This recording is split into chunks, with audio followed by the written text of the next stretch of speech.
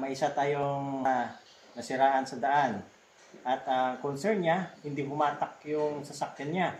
At napansin niya, may nag-leak sa makina na bandang parang naghalong chocolate raw. So pinuntahan ko siya at tiningnan ko at yung sa radiator cap niya, which is naghalo ang transmission oil niya, yung fluid, transmission fluid, saka yung tubig dito sa radiator. So ano kaya magiging causes nun? Ano kaya naging sira?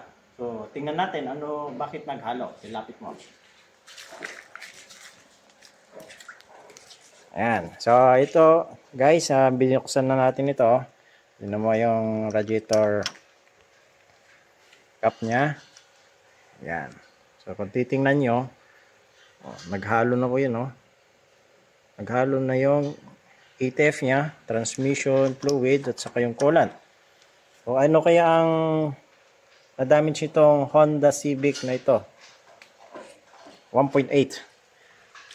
Ayan. So ang causes po niyan guys ay ayan, dito sa oil color po niya. Ayan. Yan po. Pero kung titingnan nyo dito sa dipstick, wala naman humalo. Ayan. Sa cap, wala naman siyang humalo. Pero naghalo po dito sa radiator. Ayan. So dito, bakit po humalo yung ATF dyan? Ayan. Ang trabaho ko kasi nito, ang oil cooler nito, is siya po yung nagpapalamig sa ATF ng transmission. So ito yung sa coolant papunta dito sa oil cooler, saka ito yung papunta kay ATF, papunta sa transmission niya, filter, so ito. Ayan. So itong oil cooler niya nabutas ng loob niya, kaya naghalo ng dalawa. Kapag binahin nyo na traffic kayo, biglang ayaw na mag-drive, ayun, meaning na-damage na po to. So ano po yung mga ginawa po natin dito? Tinanggal lang po natin yung battery.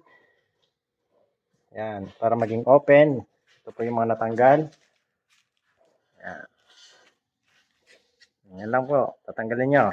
So ipakita ko sa inyo later paano tanggalin yon. So titingnan mo nyo po, kung pumunta pa dito sa reserve nyo. Naghalo. Yan. Naging chocolate na po yan.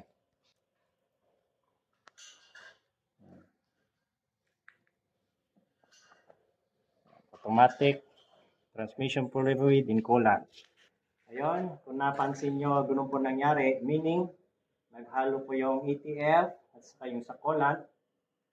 Napansin nyo pag nagda-drive po kayo, traffic, nawalan ng hatak.